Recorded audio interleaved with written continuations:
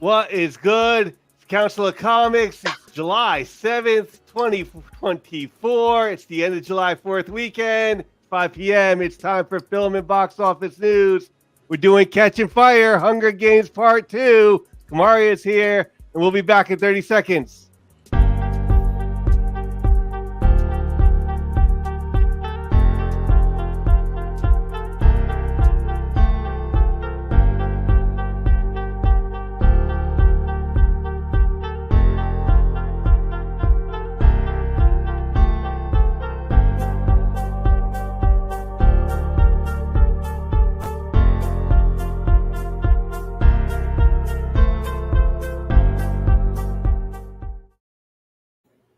Now that the whole world wants to sleep with you. I don't think that the whole I wasn't world... talking to you. Okay. Unzip. Yeah. Black is like the brightest day. Where are the heroes? Soon as they get here, everything will be alright. I need a hero. Someone a superhuman who can come and save my life. Crisis after crisis. What is good, Council of Comics? Welcome to the Film and Box Office News Live Podcast, episode number 94, Sunday, July 7th. Hot one in New York. Hot one. I'm sure it's hot over there in Texas as well. Look, Steve Bill was laughing like, oh, y'all hot. Yeah, okay. Y'all know hot over there. Steven's like, y'all do not know hot. Y'all don't understand hot. Not at all. Welcome, everyone. Make sure you are subscribed, ladies and gentlemen. And is with me as always, the loyal council, C Bizzle, Cliff on Comics, Phil, Green Shirt Guy, and of course, our special guest, Kamaria Carrington, is here with us to discuss some Hunger Games. All right. How you guys doing today? Great. We're doing good. Trying to stay cool. I want to make sure everybody knows this. I'm in North Dallas, so the hurricane is not going to touch me. Just want to make y'all know we'll be safe. About that. Yes, it's mainly going to hit Houston and then go like curve east. So I'm good. Hopefully not. Hopefully curve away from us on the east. Yeah, it's true. Did you go up to put out Dorothy to track it? No, I wish. By the way, side note, my favorite movie, Twister. Oh, you excited for Twisters? Without Bill Paxton, I don't know. Let's see Phil Seymour Hoffman. Yeah. All right, ladies and gentlemen, we have a monthly giveaway that happens every month. It happens to do most of it on Mondays, but we'd like to give you one chance on Sundays to get a duck. And I give you a question that you have to answer, and you got to put in the comments. And we'll spin at the end of the show. So today's question is, that's not the question. The question is, okay. Mags was the female tribute from which district during the 75th Hunger Games? You got to put District 3, District 5, District 9, or District 4 in the comments below. I'll even put it in a banner down here. Mags was the female tribute from which district during the 75th Hunger Games? We might mention it. We might not. It's your job to pay attention. At the end of the show, we will spin for that beloved duck. I don't know this one, actually. I just finished the movie. What? Oh, no. I'm not supposed to put the banner. Wait, did they finish? How'd they hit it? Gotta ask some harder questions. This is light work. Oh, wow. I gotta retype the thing, but yeah, put your answer. I'll put that banner up in a second once I get through all this. Let's start off with some announcements and get into the show. Young at Heart Foundation is a great organization run by our good friend Mike out in California. They do great things for kids awaiting medical procedures out there. There's two ways you can help out Mike in this organization. One, you can become a donor by going to youngatheartfoundation.com and clicking this button, register to become a donor for Donate at Life America, because more than 100,000 people are waiting a life-saving transplant, and you can help by registering to be an organ donor today. Second way is to sponsor a Hope Kit that's 100% tax deductible. What they do is take all the funds together and create these nice little gift boxes for the kids. It's really, really great. If you have another way that you want to help, please get in touch with Mike at call him at 323-396-9998 or email him at info@youngatheartfoundation.com. 323-396-9998, info@youngatheartfoundation.com. Next up, Alternatives. This is our home away from home, located in Hyde Park, New York. Comics, cards, and toys. They offer the Hudson Valley's best selection of comic books and is owned by our good friend Anthony. He is also part of the Council of Comics, and Anthony wants to give you a special deal for those of you that don't have a comic shop around you and you want to get your books. You want to create a pull list. He'll give you 10% off of those books. You just have to get in touch with Anthony, and he'll figure all the rest out. His phone number, 845, not his personal, it's the store number, 845-233-4234, or email him at alternaverse2@aol.com. And the website is alternaverse.net. They also do card tournaments on the weekends. Get in touch with Anthony. He'll let you know about Lorcana, Pokemon, Magic. He'll give you the schedule for all of that. Next up, the YouTubes. Council of Comics is at 881 on its way. Road to 900. I've been uploading videos like crazy. Skits and Pics is up there. Shortened version of New Comic Book Day. I got Inquisitors issue 1 motion comic coming next week. Along with the comic book pickups next week, and this comic book pickup just dropped this week, so you can go check that out. And remember, we go live on Sundays 5 p.m. 2 p.m. Pacific, Mondays 8 p.m. 5 p.m. Pacific, and Wednesdays at 8 p.m. 5 p.m. Pacific. Please like and subscribe. Next up, Cliff on Comics. Cliff on Comics, where you can see me doing some unboxings. I have live Saturday morning for Comics and Coffee with Cliff, which you could check out. And that's at 10 a.m. Eastern Standard Time. And so please join me for that. You can also check out my playlist for live streams that I've appeared on elsewhere. And that's it. So please go like and subscribe to my channel. Check it out. Excellent.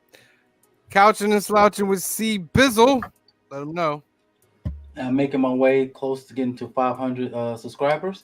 My channel is, right now, I'm doing a lot of unboxings. I just dropped a 3-part video of the books I received when I was visiting my hometown in the city of Detroit. Tomorrow on my channel, I'm dropping another video. It was an A-OK for a person that actually won one of my giveaways. He decided to send me some comic books, and it was around 89 pounds, the box was. So there's a ton of books in there, and check that video out. It's great. Also, you will see me with these great group of guys here at the Council of Comics on Sundays, Mondays, and Wednesdays. So if you can check me out here with these guys, make sure you sub all of them up, including Cliff and the Council of Comics.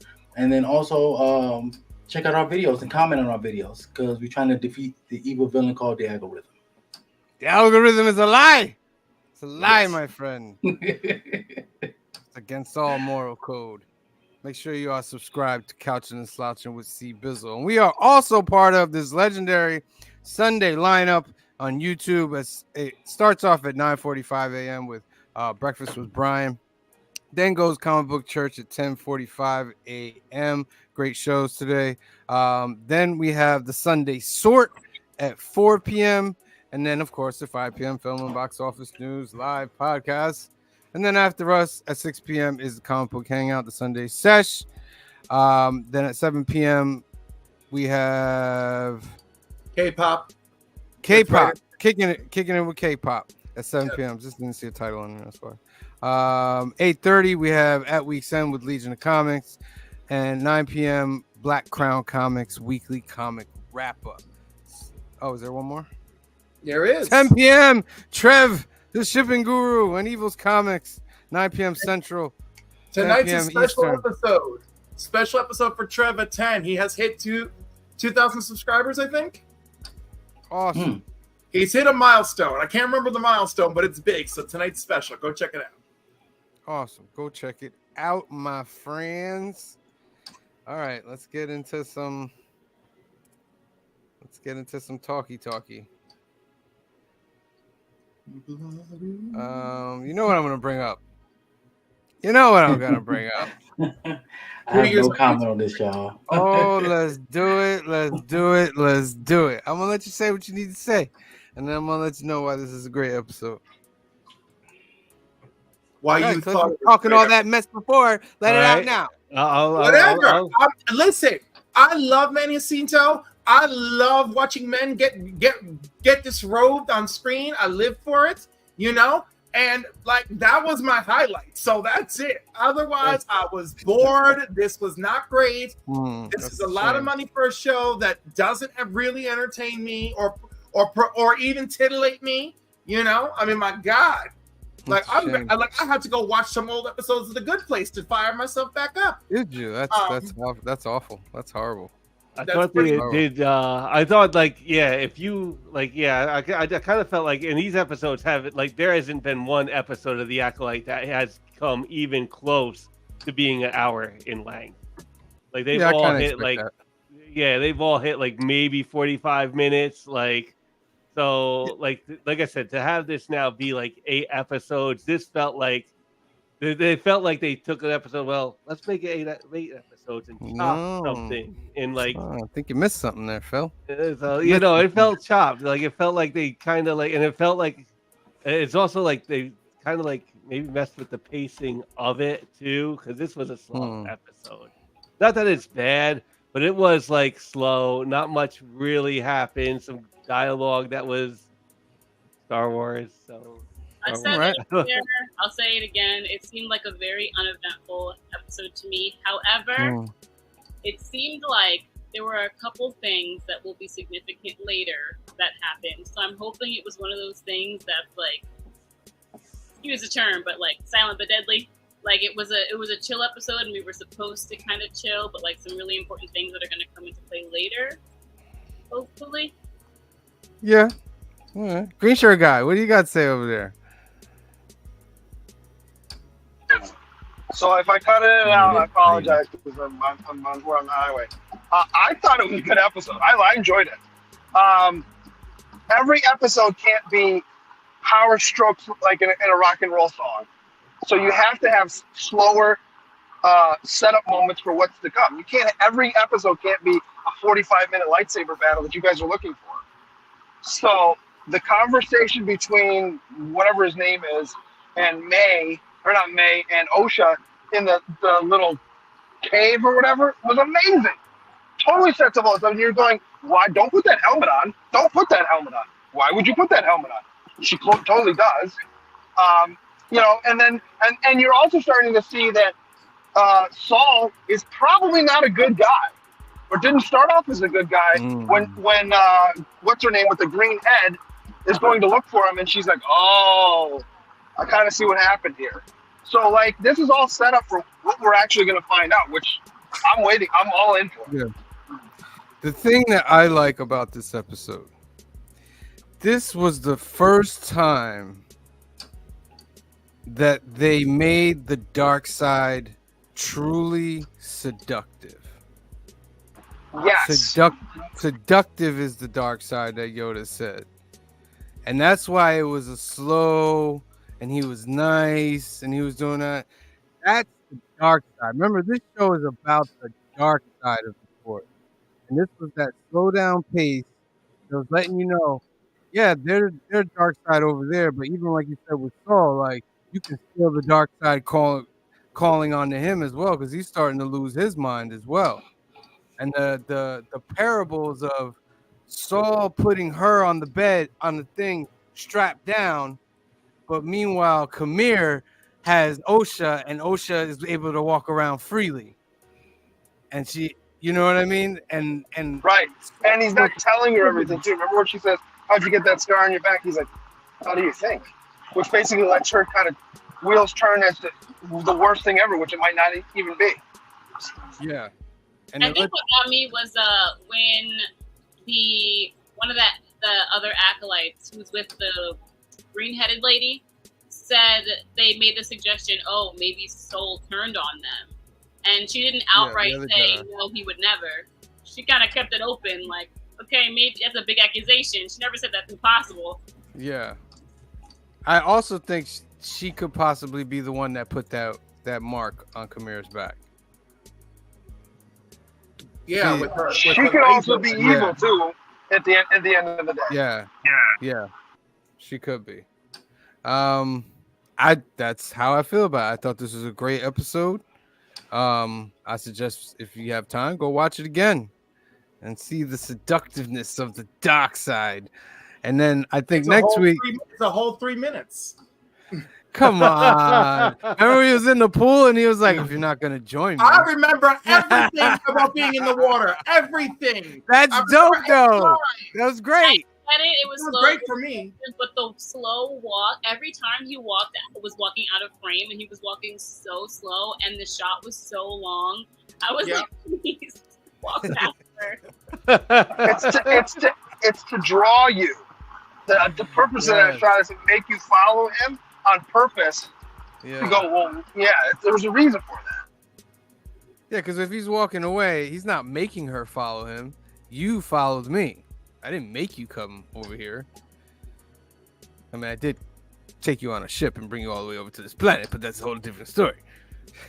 And tell me at the beginning of the episode, for a split second, you didn't go, is that the island from Yeah, there's a that debate, Luke was but on? Octu, but Headland says it's not Octu. Oh, it's definitely not, because at one point it says unknown island, and Yeah. But it kind of mirrors Octu. Like, it's the dark side version of Octu, supposedly. It definitely mirrors it. Yeah. I mean, what's to say it's not on the same planet, but on the other side of the planet? Right. I thought it was Octu until I saw the creatures, and I was like, oh, it's different I creatures. did not like those things. they looked like Tim Burton claymation, like pulled straight out of those kind of things. Some Star Wars creatures that Some I'm like, Beetlejuice "Aw." characters. But that one, I did not like it. But we should all be in agreement that next episode we expect more, right? We're expecting something that's gonna be like, what? And then give us an 8th episode that's fulfilling, hopefully. Listen, Right. I mean, I don't know what world your mind is in, but this is no Andor, okay? That's all I'm saying. Andor. Why does it have to be an Andor though? It's a caliber thing. It's not the caliber of Andor. It's not the caliber of Ahsoka. It's not. Everything What's can't your- be always better or 100 times better than the last one. Sometimes it's just status quo fine. You know, It can't always go up. This It is just can't. where you misinterpret my words. It does not reach the caliber of those shows. I'm not talking about exceeding the caliber. It does not reach the caliber of those shows. It is beneath It's that. not so worse. It's not worse, man. It's just as those ones are better. I will grant you. However, this one's fine. There's nothing wrong with it. It's I'm not not- like, I'm this not- is I'm not terrible. I here can't for believe fine. they spent the And money they on can't it. afford Give me a fine. break. They can't afford fine. They can't afford fine. All They right. can't afford fine because we're all watching it. They can absolutely afford I fine. know, but I was like, I'm watching it till my subscription ends. That's it. I mean, And out of the 6 of us in here, you're the one. Good. Let me continue my So what I'm saying is, of the 6 of us in here, you're the one. So the rest of us will still keep watching it. So if they lose 1 out of 6 people, they're fine with that. So they're going to keep doing it. Well, I want to inspire the others. I will be here for everyone who wishes to join me. Yeah, you have to start spending money on their products to inspire them, or else they won't make them. Yep. Thank you, Larry. For I think they'll supporting still me. make them. Trust me. I think they're still gonna make them. No, they That are. has never worked in the make 'em. 20 years I've been hiring. let them make them. They're gonna make them, and Cliff is gonna watch them. I'm not gonna watch them. You're watching From this now one? From now on, the whole thing has to come out. I have to hear mostly good things, and then I'll go back. I'm gonna hold you to that. You can hold me to it, baby. Hold me to it all day. I'll be here for it. Good luck with that. Cliff. Except for X-Men Good 97. luck. I'll be showing up for that bitch. I'll be there for X-Men 97. All right. That's nice acolyte talk. Very good. We'll see next week how it goes down. We'll see. We'll see how it goes. Let's give a shout out to everybody that came through so far. Las Cruces 1971. Thank you for joining us today. Kenneth Bird, thank you for joining us today. Brian LCS. Speaking of Brian LCS, got a little announcement from him. All right, Brian, tell him what you got to say, Brian. Brian LCS with a CBC Awards update. The nominations are now open for the 2024 CBC Awards, and it runs through August 10th.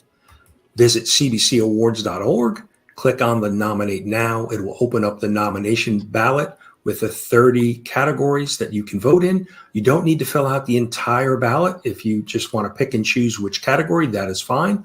One thing I'd recommend is not to just put a single channel across all 30 categories. Certainly not all channels and creators meet the criteria for every category. So just keep that in mind.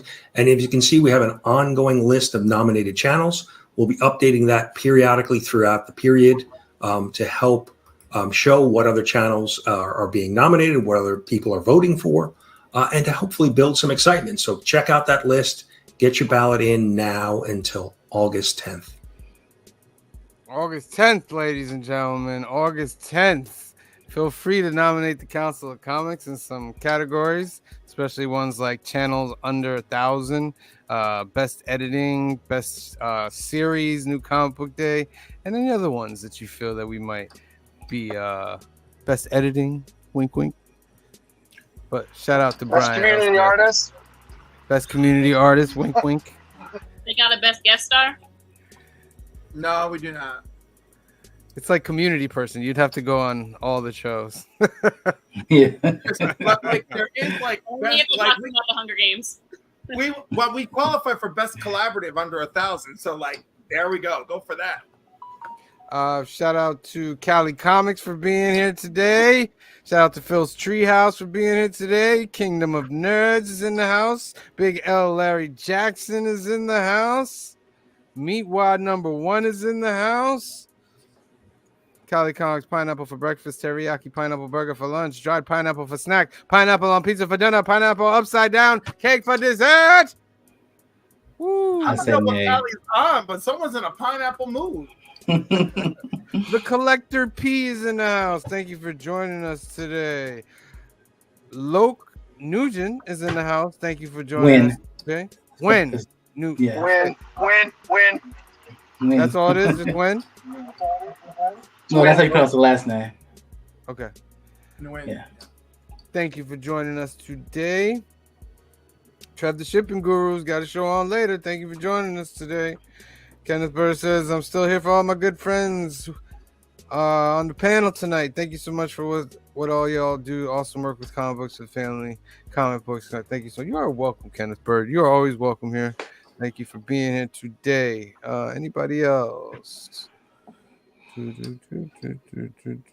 Margolis is here. Thank you for being here. Sequential Geek is here. Thank you for being here. Canadian Survivalist is here. Thank you for being here. All right. Let's get into the box office, ladies and gentlemen. Dun, dun. I don't know how we drifted into pineapple. I'm concerned. Me too. Despicable Me 4, 75 million. Opening week. Is that a disappointment? It's not bad. It's total gross in 2022. That sounds really great for an animated movie. I mean, compared to its franchise. An animated movie where this is the 6th or 7th one. Yeah, it's 4 in the direct line and like 6 out of all the sub ones they made. Yeah. So Despicable Me 4, Inside Out 2 still got another 30 million out of it. How much they got? They're at 1.2. 1.2 bill. Amazing. Quiet Place Day 1 brought in another 20 million. I might go see did that drop next 60% week. though. Yeah, me and my lady thinking about going to see that next week. So Don't talk about A Quiet Place too loud. Jason's gonna hear from Canada and be upset with me. Why? Because I told them we'd go see it, and we have not seen it yet. I was in Canada for a week. Maxine, new movie came out, made about $6 million. Bad Boys, Ride or Die. What is Maxine about? I think it's actually the third in that series. Because they have Yeah, Pearl, this is right? this is part of the Triple X series. It's like, Yeah. and then Pearl is the prequel, and then this is another prequel, but it's after Pearl. Yeah. Is a sequel prequel? It's a sequel prequel Gotcha. To what? To Pearl. to Pearl, and Pearl is the prequel to Triple X. And that's why it made $7 million. Did I miss something? When did Triple X come out? A while ago. Long time young ago. people- yeah, these young people want to go, and we're not talking about what's his name's Triple X. This is different. These young people want to go shoot pornography, so they go out to this farm, but the dude they're renting from is a little loony, and there's a super crazy loony lady inside the house. She's like hauntingly loony, and of course, that's old-ass Pearl. So we learned that by the end of the movie. Then Pearl, we find out how she got crazy and into pornography and murder, and because of course murder, it's like horror, so there's murder everywhere. And now I was this gonna say it's one, an A24 movie, so yeah, exactly. So it's all horror, murder, porn, No idea what they're about. but not in that order. So yeah, I mean it's great. You know, if you just need a night of like, you know, crazy, it's perfect. Just be careful. Don't look up the movie on Google because you might not get. You will not get you gotta, when you Google it, put A24 first. Yeah, Pearl and an X, and not Max. All right. Wrong. Bad Boys Ride or Die dropped 36%. Still up there in the top 5 though. Horizon, It's American okay. Saga. That's what I'm hearing. It's I'm hearing is okay. It's pretty good for what it is. I just hate the villain so much. It's so generic. Like a good villain will drive sales of a movie, and this one anybody could be the villain. Me, Cliff, you, anybody could be the villain. Who plays the villain? Eric Dane or something like? Who plays the villain? I have no clue. I was not impressed. It's just that Will Smith and Martin Lawrence carried the film, of course. As they should. Did Vanessa Hudgens do anything, or did she just show up? She was there. She was there. She was there. She had her moments. Put it like that. She did have her moments. Oh, the dude, I can't remember his name. He played Mr. Fantastic. Yes, is he the villain? Oh, The original Mr. Fantastic or the recent 2015? Recent one, right? No, the one with Jessica Alba. Okay, the original. Oh, okay. Yeah. He was in there. He wasn't a villain per se, but he had a point in the movie as a bad person. I just leave it at that. I don't know. He's He's looking good for 50 years old. Good on you, young grown-up. Good on you. Sound of Hope, the story of Possum Trot, made 3. What is this? Oh, it's so in real life, this woman and her Angel Studios. There you go. There's the plot. 22 families adopted 77 children from the local foster system. In East Texas. Have you heard of this in Texas, C-Bizzle? Nope, I have not. Mind you, yesterday was my anniversary for living in Texas. I've been living in Texas for 9 years now. So I'm still not really familiar. When they say East Texas, I live in North, the DFW is what they call it. East Texas, the distance between these cities are great. So let me just put it like that. Like that's why I tell people that if the hurricane hits Houston is 6 hours away from me. So these cities are very far apart. Like I got to take a vacation just to go to San Antonio or Houston. So there's big stretches of land with nothing on it, or like, man, yes, yeah, really? Yes, sir. Okay. Yeah, Sound of Hope. I heard it was a decent movie. That story I'm really interested in finding out about. Kalki 2898 AD. What in Todd Nation? Oh, yeah, we talked about this last week. Oh, the Indian. Yeah. Mm-hmm. Yeah, I think I want to see that. Yeah. The Bike Riders, Kinds of Kindness. The Fall Guys actually up 115%. Okay. People decided to go see the Fall Guys. With less theaters. Yep. Kingdom of the Planet of the Apes. And then way down here at the bottom is Mother Couch with 9,000. Congratulations, Mother Couch. A re-release. Under a 70th anniversary re-release of Seven Samurai. Seven Samurai. All right, that's your domestic box office for this July 5th weekend. All right. All right, ladies and gentlemen. We gotta let him in. Sorry. All right, it's time. Phil picked the Hunger Games, ladies and gentlemen. That was our trilogy for the month. Yep. We are on the second installment. It is called Catching Fire. I'm on fire. Came out 2013. Had a different director than the first. This one was directed by Francis Lawrence. Same cast. Shows. Just continuing months after, right? Months after the first Hunger Games. They're about to go on their tour. I think it's like 1 year later. I think we had like a year, right? Yeah. It's almost feels like a year, yeah. Yeah, I think it's like a year after they go on their tour. They do the Hunger Games every year, and of course they're supposed to be on tour to help promote the next Hunger Games, right? Yeah. So wait, why is it after? Because remember, they were going on tour for what they had won already. Yeah. And then throw in a few months for weeks for training for the new people. There's like time jumps. They just don't tell you. But I think it's right. I was gonna say there's a lot of time. Basically, it's a lot of time jumps. The book does a better job. It is one of those things. Like, you know what? The book does a better job, and this is still, I think, like a pretty good adaptation. Like, if you read the book and saw this, you came out like, yeah, this was still a good adaptation. This was, and I told Kamar this. This is my favorite Hunger Game. This one right here. Really? And then the new one is my second favorite. Yeah.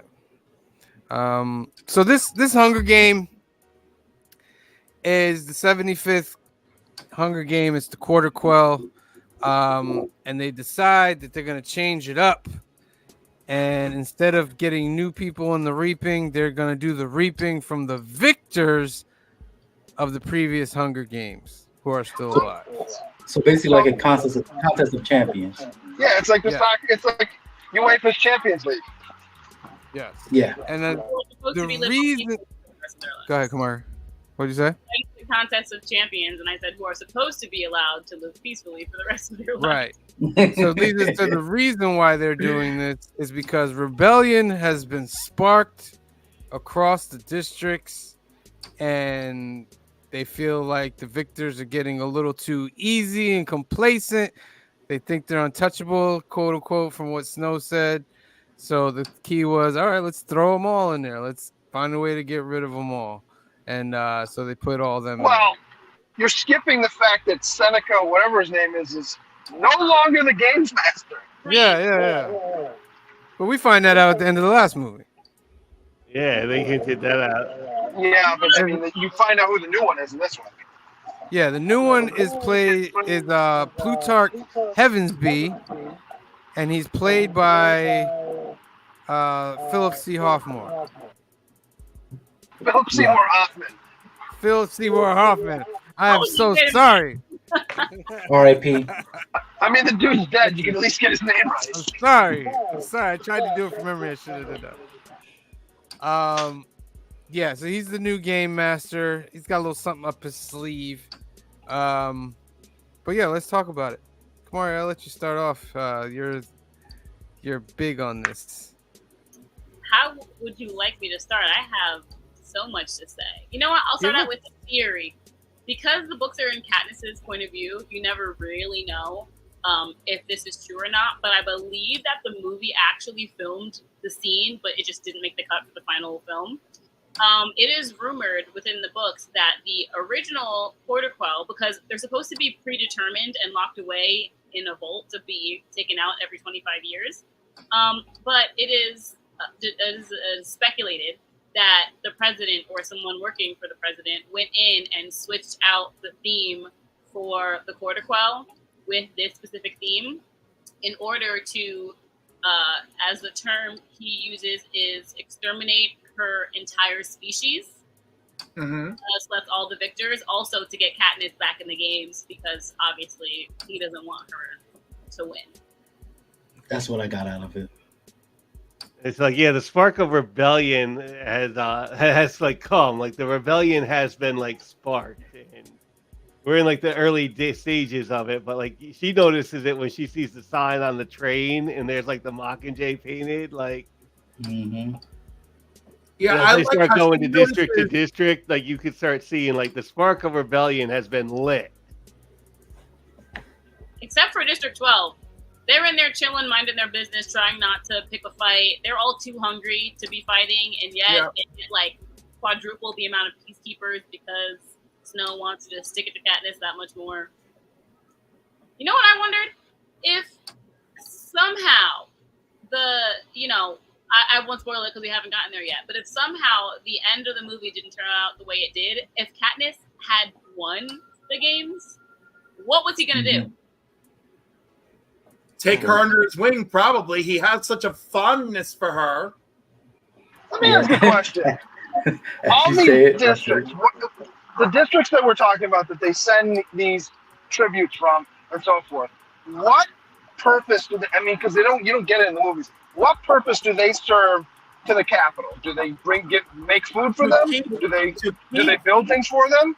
To keep the oppressed. To No. remind them. Not what I'm saying. What value do these districts have to the capital aside from that? Do they make anything for them? Yeah, they each had different values though. Like one of the districts was like steel workers. One of them was like agriculture type of thing. Kamaria knows. Kamaria seems to have an answer for you.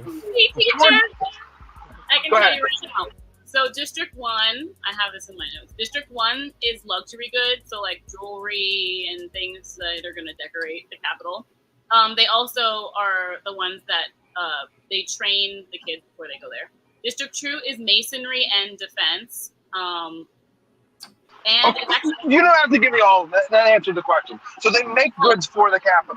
Because my feeling towards the end of this movie is, if they're just keeping these people under oppression just to oppress them, and you have all these high-tech weapons, and you can just obliterate a district like they do at the end of this one, whenever you feel like it, and they're not making anything for you, why are you even fighting them at this point?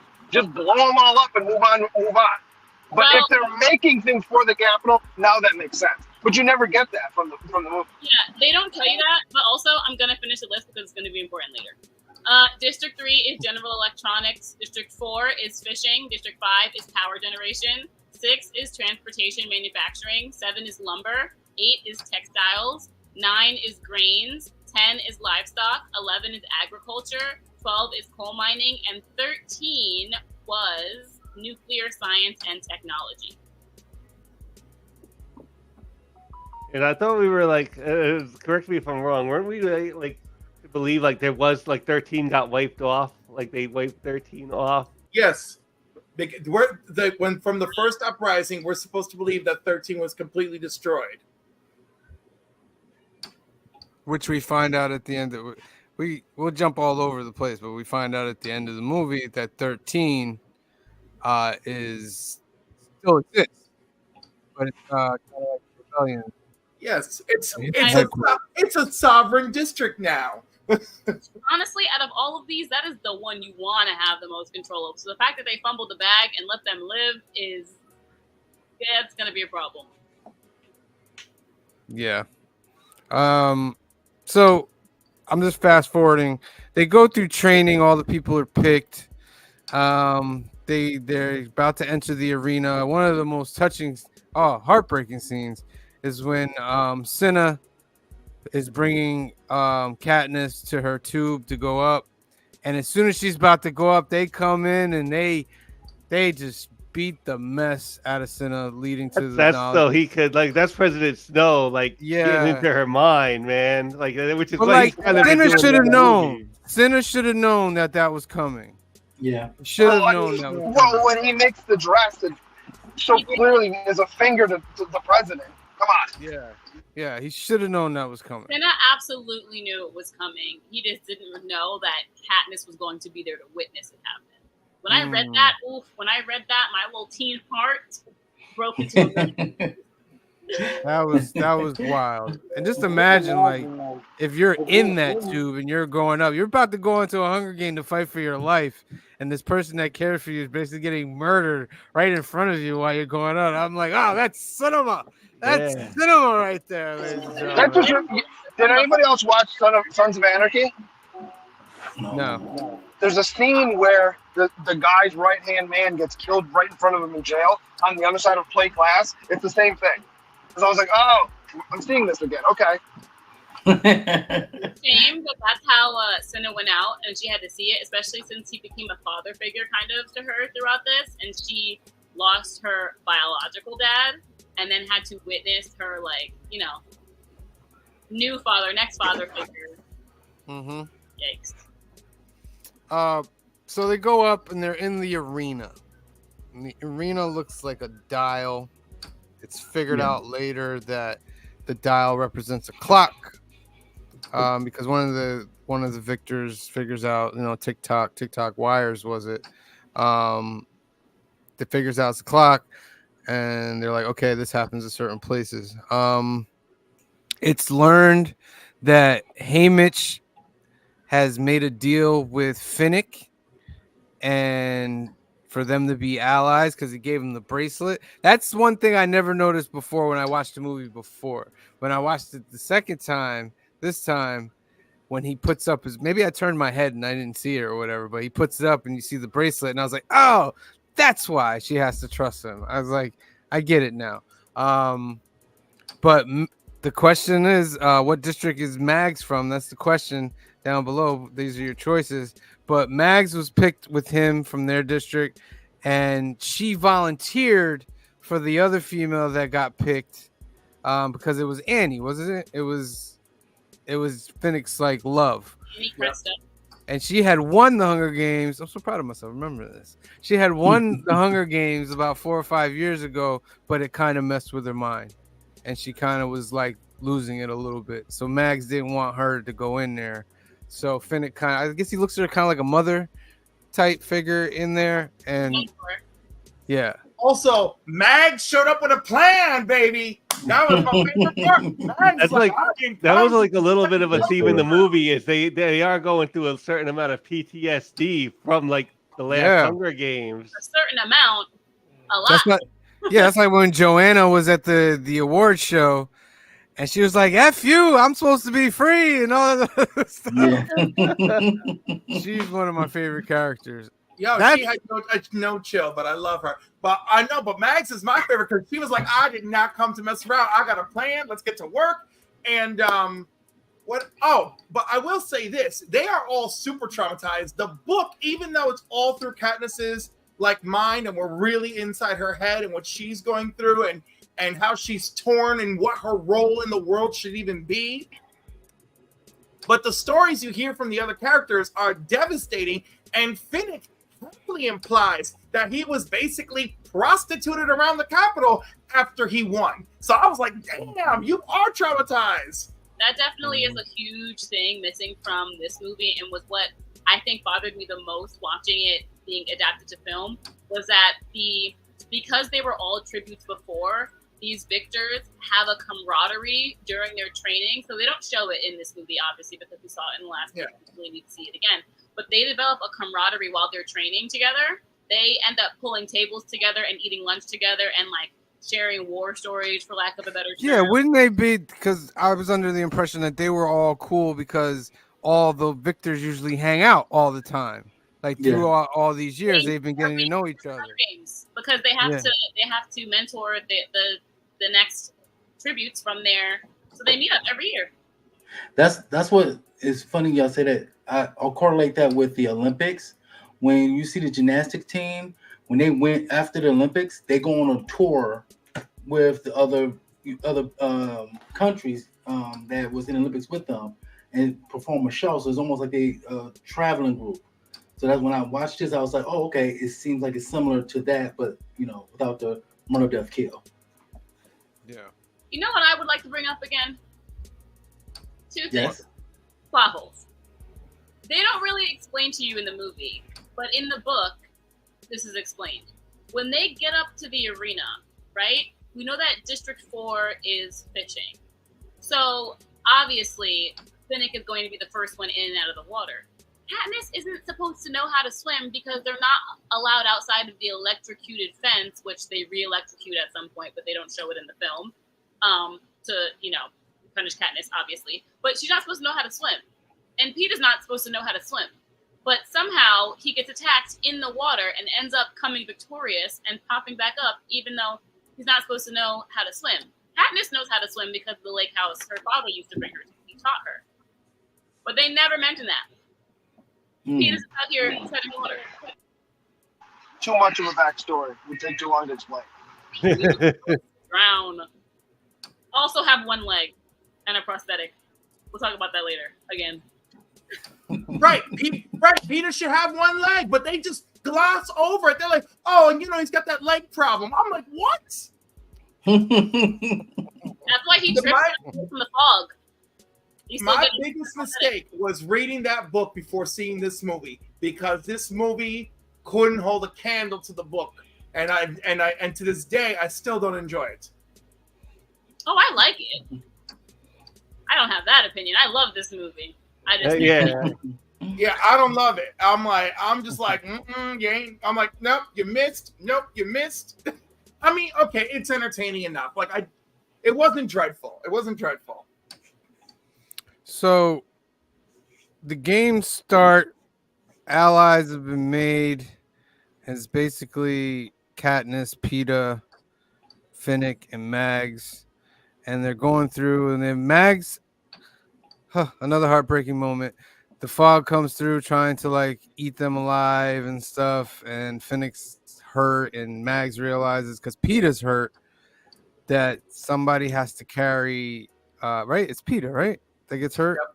Yeah, it gets Peeta. So Mags realized, she's just not helping. So she kisses Finnick and runs into the mist, like the soldier that she is, like the war. Like, I'm not giving you an opportunity to make this choice. Like, that was heartbreaking.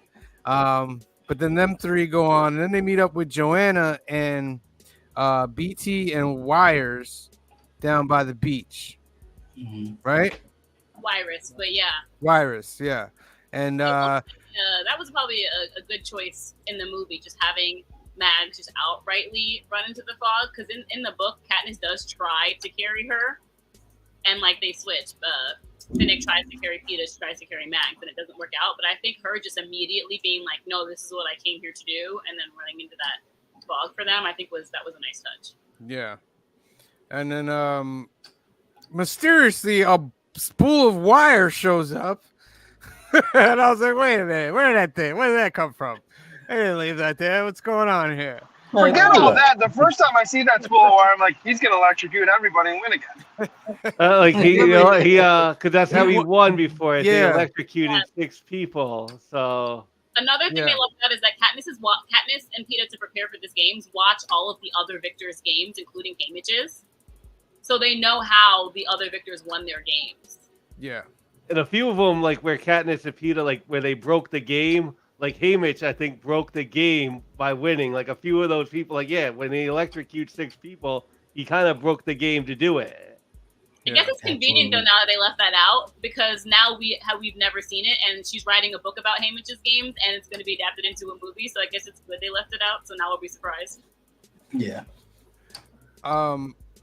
So you remember Image saying that half the tributes wanted to be their ally, and then we're noticing half the tributes here. Spoiler alert: we go on to learn that these that are allied with them, they're a part of a plan already to Yeah. go against. So it's like they're all talking to each other, and you don't know. Like they all know, except for Peeta and Katniss. They all know what's about to go down and how they're doing it. And the way that BT is just like, all right, we're just gonna execute. We're gonna electrocute these guys by going and doing this, but it's not really the goal to electrocute them. It's the goal is to get the wire to the tree and all that for what's gonna happen later. Which they start talking about the plan, and I thought it was a good moment because Peeta and Katniss is like, we just gotta leave because we're gonna end up having to kill them anyway and all that. And Peeta's with the mind like, we don't have to kill each other, and she's like, they're just gonna blow us up anyway. So when they're about to leave, they split them up. Like he says, Katniss go with Finnick. No, Katniss go with Joanna, and then they're like, no, why can't you go here and here? Right there, I would have been like, oh, you're suspect. Why don't you want to stay here? Why don't you want to stay here and help protect? Why do you want to go over there? You're a mad suspect. But the fact was that the other side was the one because they kept looking at each other. And when you first Well, that's watch where it, I you're was like, he's oh. trying to electrocute all of them except for this person. Yeah. But of course they had a plan. In the book, Katniss is like, you know what? Yeah, that tracks. I'll unspool it with Joanna because Peeta is not used to his prosthetic leg yet, and he'll be too slow. Yep. Right. So they get him off on their thing. But the plan gets tripped up because there are a couple other victors out there. This is the point I wanted to make. I felt no threat from any of the other victors that were on the island. Yeah, the ones that came when they were on the cornucopia and they snuck up and killed Wyrus. But then that was it. There was really no threat. I don't know. Or after Electrical that. Boy, I was always thought was suspect, and Joanna looked like a loose cannon that would just, whenever she felt like, turn on any of them. So I was like, all right, those two, and then the other, and then the ones that could camouflage themselves. Like, why wouldn't they just the hide morphling? this entire thing again? Yeah. Yeah, and then just round up so we can talk about it. The plan goes away because two of the other victors come and try to ambush them. Joanna attacks Katniss, hurts her what it looks like, puts blood on her stuff, but tells her to stay down. Then she wants to know what's going on, so Katniss runs back for Peeta. She sees the wire. She sees BT electrify himself. Peeta's nowhere to be found. So she's got her bow and arrow. She sees Finnick coming back. She thinks Finnick's trying to kill her. So she puts the arrow to Finnick. And Finnick is like, remember who the real enemy is. That's what Haymitch said to her before she left. And she points the arrow toward the dome sky, fires, and blows it up. Ba-boom. And there's lies there as tons of rubble, fiery rubble, fall from the sky. And not one piece hits her where she is. Not one. Cinema! I tell you, cinema. Well, Joanna knocks her out, and that's when she cuts her little life thing out. Yeah. That's where the blood comes from. Yeah.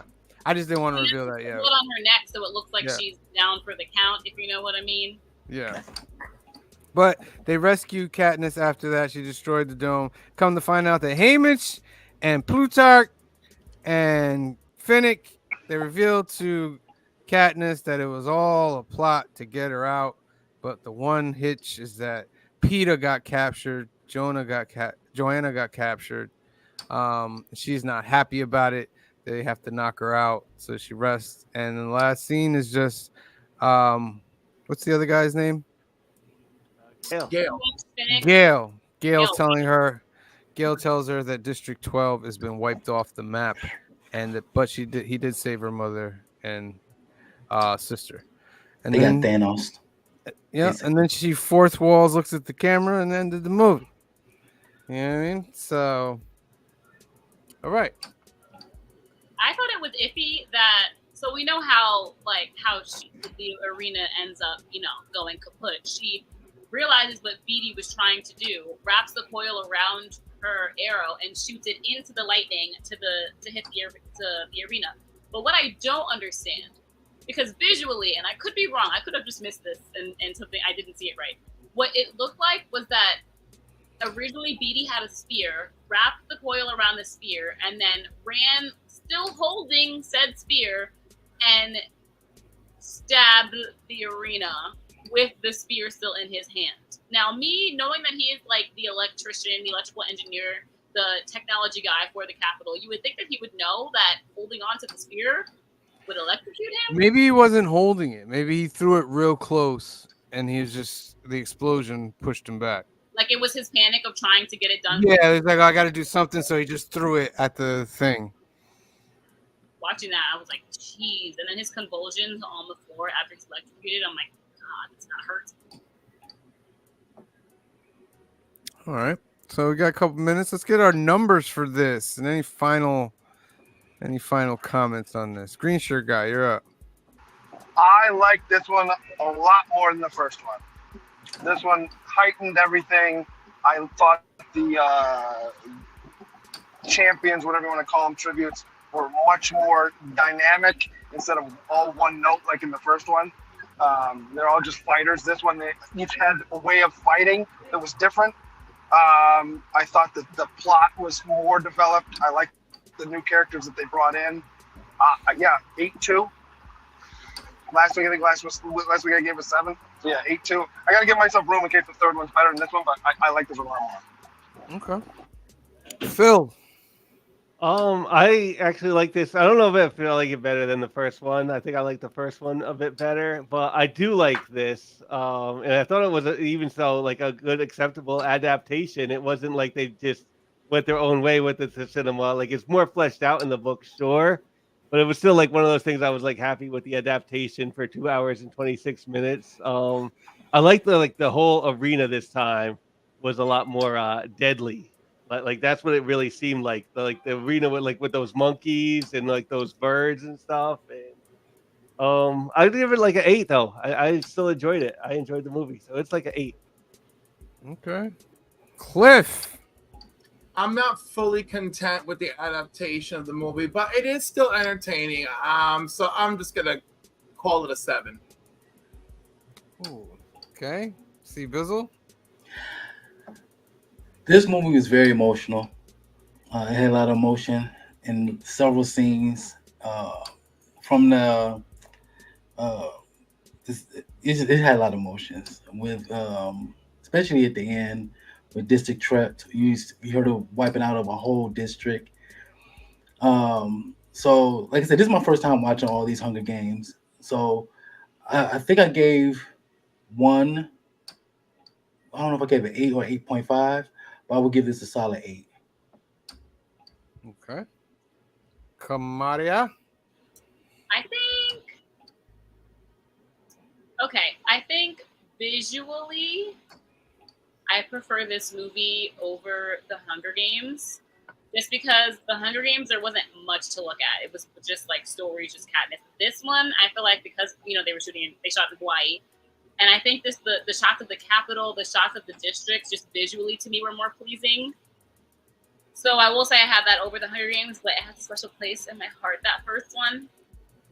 I think I'll give this one, I'm still rating it pretty high. I think I'll give it an 8.5. Really? Y'all are going to be surprised what I give this movie. All right. Oh, I give this movie a 9. All right. I'm not surprised that's where you're going. oh my! I thought this was a very enjoyable movie. Also, building off of the first movie, it did all the things a sequel is supposed to do. Give you new characters, give you a new twist, gave you an Empire Strikes Back ending.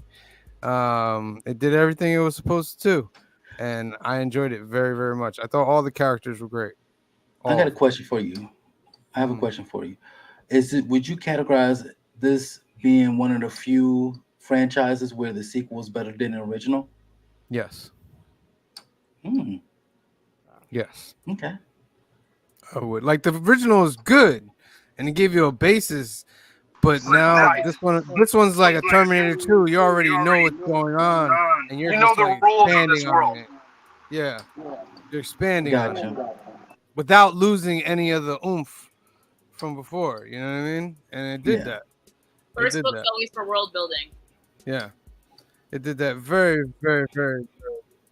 All right, so that gives us what a round up about maybe 8.5. That makes it a decent movie for Very everybody. decent movie. Like Good job, Phil. You're doing great so far with this. far. You told me Make you go to sure jail with a you hug. tune in next week where we do Mockingjay Part 1, episode number 95, Council Comics, 5 p.m. Sunday, 2 p.m. Pacific. We're going to do Mockingjay Part 1, and then the following week after that, we're going to do Mockingjay Part 2, ladies and gentlemen. Tomorrow is New Keys and Hot Comics of the Week, ladies and gentlemen, 8 p.m., 5 p.m. Pacific. Watch for a chance to win our monthly giveaway. It's the best monthly giveaway in comic books, ladies and gentlemen. So much stuff. Got new stuff added to the prize. It's going to be great, great, great. And speaking of great, we're going to give away that duck for this great prize. Where are you? Where are you? There you are. All right. The answer was District 4, ladies and gentlemen. Mags is from District 4, ladies and gentlemen. I'm going to give you 10 seconds if you want to sneak in that answer for a chance to win this duck for the best monthly giveaway in comic books. 10, 9, 8, 7, 6, 5, 4, 3, 2, 1. Draw. Flip, flip, flip, flip. Nobody knows where it's going to land or hit. Who will be our winner, ladies and gentlemen? Las Cruces, 1971. Good job, bro. How many do we have now? You got one last time. And how many are Los Cruces? I don't know. I'll have to look At that least part 3 up. that I can think of off the top of my head. I have to look at the list. But congratulations, Las Cruces. You got another one, man. He's a loyal watcher, so I'm happy for him every time he wins. Very, very happy for him. All right. That is our show. Let's go to these comments and just give a shout out to everybody that came through today, because we love everybody that's come through. Everybody gets love. Everybody gets some love. All right. Las Cruces, thank you for coming through. You got yourself a duck. Kenneth Bird, thank you for coming through. Brian LCS, thank you for coming through. Cali Comics, thank you for coming through. Phil's Treehouse, thank you for coming through. Kingdom of Nerds, thank you for coming through. Big L Larry Jackson, thank you for coming through. Meatwad number 1, thank you for coming through. The Collector P, thank you for coming through. Loke, somebody say it. I don't want to mess it up. When? Loke, when? Thank you for tuning in. Who else? Trev the Shipping Guru, thank you for tuning in. Who else? Who else we got here? J Margolis came through. Thank you for tuning in. Sequential Geek came through. Thank you for tuning in. Canadian Survivalist came through. Thank you for tuning in. Black Spiders came through. Thank you for tuning in, Black Spiders. Comics by the Bay came through. Thank you for tuning in. I'm here to pop in randomly, remind everyone to eat a hot dog this week, and now disappear back to my NASCAR race. Have a great rest of the 4th of July weekend, everyone, especially you, Cliff. Especially you. Aww. Bobby De La Ghetto's in the house. Thank you for joining us tonight. And that is it, ladies and gentlemen. That is our show. We want to thank everybody for watching. If you're not subscribed, please hit that subscribe button. Hit that like button. Help us out here. Make sure to watch Mockingjay Part 1 for next week. Sunday, 5 p.m., 2 p.m. Pacific. Film and box office news. And tune in tomorrow night, right here, same channel, 8 p.m., 5 p.m. Pacific. New Keys and Hot Comics of the Week. Home of the best monthly giveaway in comic books. So, for myself, for Green Shirt Guy, for Phil, for Cliff, for C-Bizzle, and of course for Kamaria and the rest of the Council of Comics. We love you. Thank you for watching, and we will see you next time. Peace. Black is like the brightest day. Where are the heroes?